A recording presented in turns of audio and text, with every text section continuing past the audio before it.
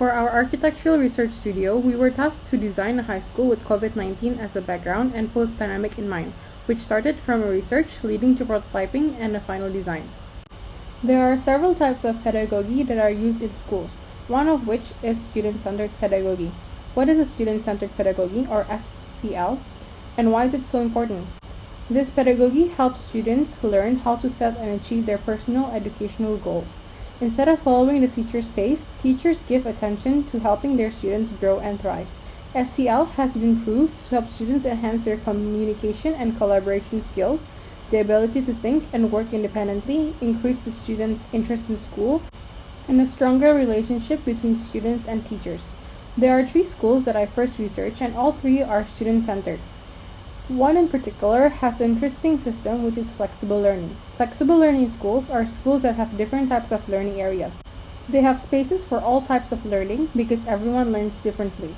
Flexible learning schools can help enhance 4C skills: creativity, critical thinking, communication, and collaboration needed in the 21st century. But flexible learning schools have open area spaces and highly connected spaces with no barriers, which has a higher risk of contact and gathering of people. At the same time, we still need flexible learning schools now and even after the pandemic. So how can we still have different learning spaces to promote the 4Cs in education while at the same time staying safe? How can the school be functional during the pandemic and after? With more research on schools and other types of precedents, I found that there are many types of barriers that can be used instead of thick walls. From here, I can form my idea, which is what if many types of barriers are used to separate and unite spaces in schools for current and future needs. The goal is for the school to still encourage creativity, critical thinking, communication, and collaboration through flexible learning while still conscious of the surroundings and physical distancing between classes and areas, and also to help cultivate wonder for each student. In order to enhance 4C skills, it needs to be a flexible learning school with 7 different learning areas: main classrooms, laying bases, staff platform, group areas, individual areas, STEM labs, and makerspace. 2 types of parameters are needed to be fulfilled: types of barriers and an organic shape. A total of 8 barriers are used in the experiments, which are floor-to-ceiling glass, textile screens, water, columns, movable partitions, steel mesh curtain, light, and elevation. Variety of barriers are needed in order to reach my goal: enhance wonder. Why wonder? Wonder is important because with wonder comes a desire to understand the world and ask questions. Wonder starts with the feeling of surprise, puzzlement, awe, which will lead to looking for answers. This shows how wonder and curiosity is connected. Seeing things at a new and different point of view and being in a different environment can help enhance wonder. This is one of the strategies that I used.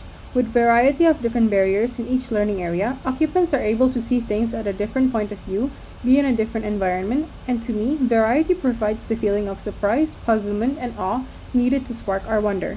Another strategy is by utilizing organic shapes. Organic shapes are often curved and flowing and can seem unpredictable.